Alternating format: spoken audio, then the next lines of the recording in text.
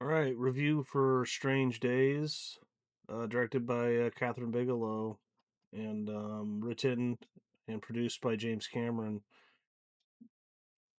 So, a black marketeer tries to save a woman in 1999 Los Angeles. Wow, that's the synopsis on IMDb. That does not cover it at all. Um, Very interesting movie. I really like this movie. Got a great look, great feel. I think you could definitely tell the Cameron influence. Apparently, he also kind of ghost edited a lot of the movie, but because of the Editors Guild or something, he couldn't really take credit for it. But whatever. Unfortunately, this movie flopped, like $40 million budget or so, and it made like $8 million, like a huge flop. It's too bad. It's a very interesting movie. I just watched 28 years later with Ralph Fiennes, a great actor, especially in this. He's young, he's energetic, he's an ex cop, he's basically a black market salesman for these clips that people's memories. They put this contraption on their head and it allows them to basically experience other people's memories. So, very interesting idea. Apparently, it came from James Cameron. He's been trying to get this movie made since the early '80s, and it's it's like believable to me. Like I could see maybe this kind of tech existing in like who knows, 20 years, 30 years, something like it, where you literally are recording, people's it's not just the memory, but it's the emotions too. Like in an interview with James Cameron, he's like, you're this allows you to be a passive recipient to experience other people's lives. And he's a black market salesman. Sometimes there's like snuff films basically where people are getting killed or murdered, or they're they're robbing stores, they're running away from the police. So very interesting idea. um I'd probably say this is my favorite Catherine Bigelow movie. I mean, I like Near Dark a lot, and I like Point Break a lot. So I'd probably say though this is my favorite, especially I just the look of the movie, the feel of the '90s in LA. It's right before the millennium, so yeah, and also like the way this movie looks, like it feels like it could maybe be in the Blade Runner universe, like a little bit. I'd say I like Blade Runner more, but I don't know. I don't know why. It just kind of the look, the neon lights. It's all a lot of it's at nighttime, so just there's just something about that. But um,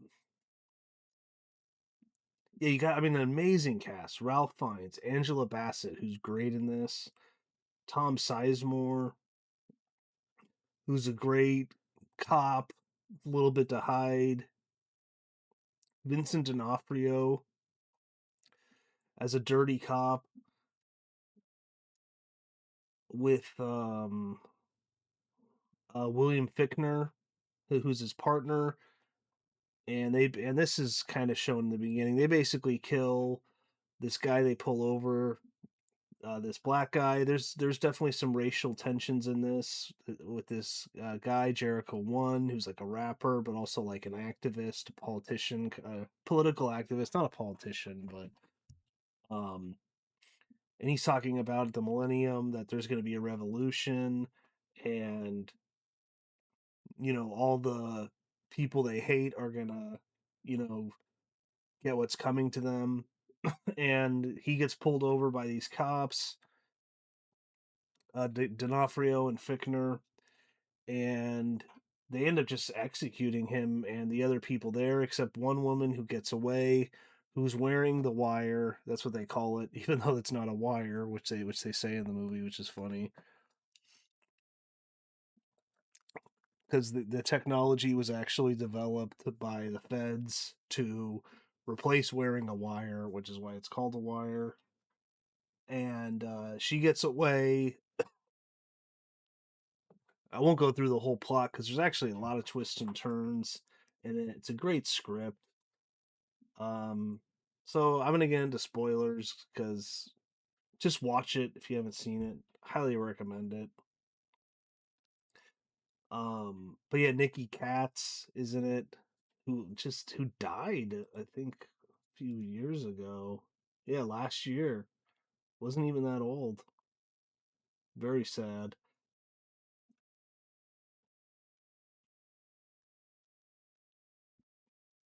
Was he in The Dark Knight?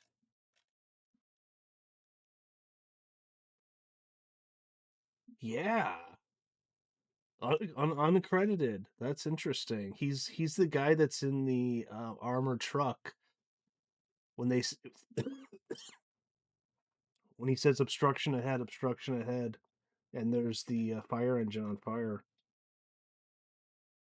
Wow. You know, it's kind of weird. The last like 15 years of his career, he didn't do that much. He did The Dark Knight. He did a movie called The Sitter in 2011.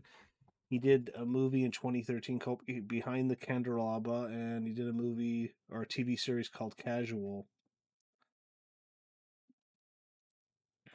That interesting actor in Grindhouse, World Trade Center, Sin City,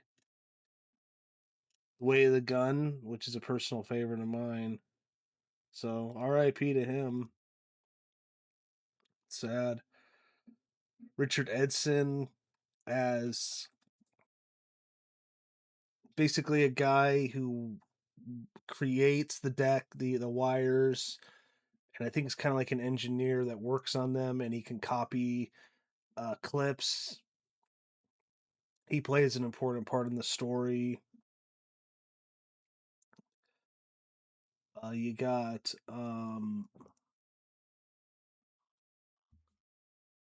man, who's the musician? Well, Glenn Plummer is Jericho 1. Yeah. Anyways, it's a great movie. But yeah, it's just a great got a great feel to the movie. Juliette Lewis is Ralph Fiennes' ex. Her loyalty is all over the place. Oh yeah, Michael Wincott, of course, great actor too. Who's been in so much stuff. Count of Monte Cristo is one of a favorite of mine that he's in. But The Crow, obviously, he's a villain in The Crow. And you know what? Like his performance in this kind of remind me of his character in The Crow a little bit. He's in The Doors, Robin Hood, Prince of Thieves. Got a great scene in that when he says he's gonna gut someone with a spoon, and then he's like, "Cousin, but why a spoon?" He's like, "It's dull. It hurts more." But Conquest of Paradise, 1492, Romeo was bleeding. I mean, just tons of good work. Metro, Narc, just an incredible cast. And it's just too bad because back then, a lot of people didn't see it. I don't know why. I mean, it wasn't marketed well. It is kind of a hard movie to market, though. I mean, I'm sure they had on the trailers that it's James Cameron produced, but I don't know. I guess it came out in October of 1995 and didn't do much at all. So it's sad, but yeah. I mean, there's even like a serial killer kind of subplot in the movie, which is really interesting. Which I won't give away the end because there's actually some good twists and turns in the script. Um, and Angela Bassett's great in it. I mean, I'm not a massive fan of her, but this is probably one of her best performances. I mean, she looks great. She's basically in love with Ralph Fiennes, and Ralph Fiennes' ex girlfriend is Julia Lewis, and he's still in love with her. And it's kind of just like, dude, like, she's not interested in you anymore. Like, you got a beautiful woman in front of you. Why don't you just go for her? But, anyways, that's pretty much, well, part of the arc of the end, but whatever. If you haven't seen it by now, it's made in 1995, so it is what it is. But definitely a James Cameron feel.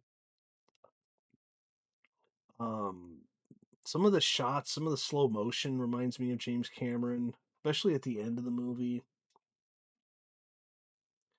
But yeah, just a great movie. I'd highly recommend it. If you haven't seen it, check it out. Strange Days. For me, it's kind of like, I don't know if you'd say like a prequel to Blade Runner, maybe a little bit. It just kind of feels like that to me. And Blade Runner's in LA. The look of the movie definitely is influenced by Blade Runner. And yeah, it's just, too bad it bombed. So, in the movie, in a scene where Lenny uses Squid to watch a clip of his past with Faith, Faith throws a blue towel at him and says, "Dry me," in reference to Blade Runner, where Zora throws a towel at Deckard and says the same line. Okay, so there is a reference to Blade Runner. The movie title comes from the album Strange Days by The Doors. Because so many 360-degree POV shots were used, the lights had to be either hung overhead or clearly or cleverly disguised so not as to be picked up by the roving cameras. Vast majority of the movie was shot at night, 77 nights of an 80-day shooting schedule. Yeah, I think there's like only a couple scenes in the day.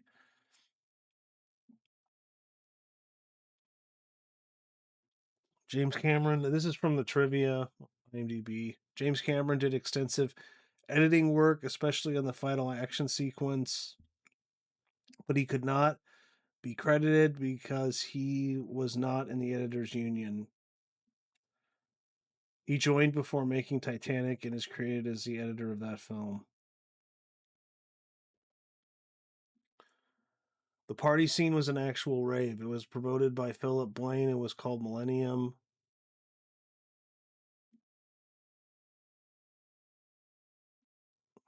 Director Catherine Bigelow found that no existing camera system could accomplish the shots necessary for the point of view sequence, so the research division of Lightstorm Entertainment, the company of writer producer James Cameron, who was Bigelow's husband at the time, spent a full year designing and fabricating a special camera for production, weighing only 8 pounds.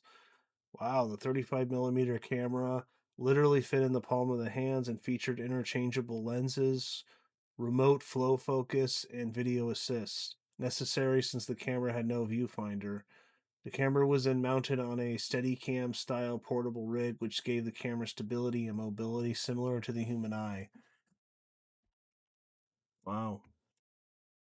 That 8 pound, that's really light for a film camera. Not, well, obviously this is before digital.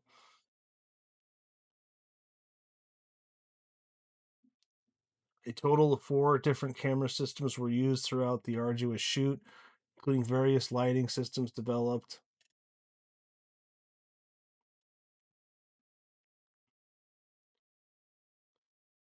Marvel published a comic book adaptation.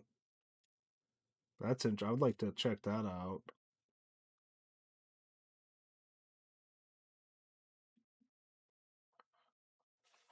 Writer James Cameron got the idea for the story after the outcome of the Rodney King verdict on the 29th, 1992. Okay, well, I saw an interview where he said he got this idea like over 10 years ago, and this was in 95, so that means he got it in the 80s. Andy Garcia was originally down for the lead male role. Well, I'm glad it's Ralph Fiennes. So Tom Sizemore, William Fichtner both appeared in Heat, which was released only a couple months after this. They later starred again in Black Hawk Down. Okay. But yeah, that's about it though. So I'll see you next time.